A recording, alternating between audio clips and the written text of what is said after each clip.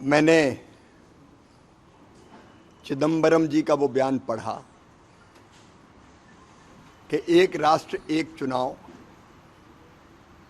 असंवैधानिक है और इसको लागू करने का कांग्रेस का जमीर इजाजत नहीं देता। आप किस जमीर की बात कर रहे हैं? एक राष्ट्र एक चुनाव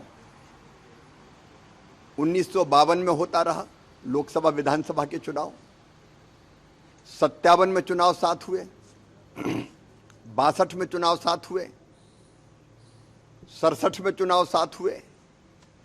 बाद में असंवैधानिक तरीकों से कांग्रेस ने निर्वाचित विरोधी सरकारों को गिराने का षड्यंत्र किया। उसके बाद यह व्यवस्था बिगड़ी। 1983 में विधि आयोग ने कहा कि एक साथ लोकसभा विधानसभा के चुनाव जरूरी है। चुनाव आयोग ये बात कह रहा है। 1918 में फिर विधि आयोग ने यह बात कही। असंवैधानिक कहां से हो गई? पूर्व राष्ट्रपति सम्मानीय रामनाथ कोविंद जी की कमेटी ने देश भर के चिंतक मनीषी विधिवेत्ताओं से चर्चा की और उसके बाद वो रपट तैयार हुई जिसमें एक राष्ट्र एक चुनाव की आवश्यकता को प्रतिपादित किया गया है। पहले लोकसभा और विधानसभा के चुनाव एक साथ हो और बाद में 100 दिन के अंदर बाकी चुनाव भी हो जाएं।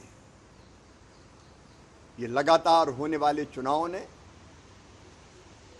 न केवल खर्चा बढ़ाया है, सरकार का खर्चा और राजनीतिक दलों का खर्चा, बल्कि विकास को बाधित किया है।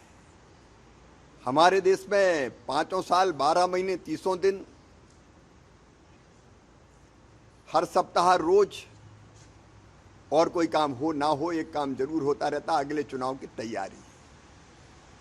विकास के काम आचार संहिता लगने के कारण रुक जाते हैं। लोक लुभावन घोषणाएं विकास को बाधित करती है। माननीय प्रधानमंत्री जी, मुख्यमंत्रीगण, मंत्री, सांसद, विधायक, कार्यकर्ता कितना समय झोंकते हैं चुनाव में।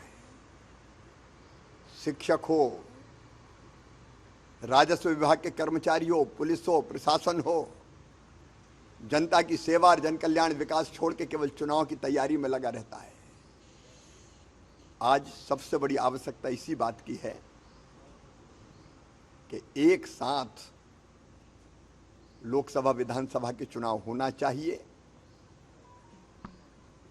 कांग्रेस और कांग्रेस के ज़मीर एक बात है, लेकिन राष्ट्रहित सर्वोपरि है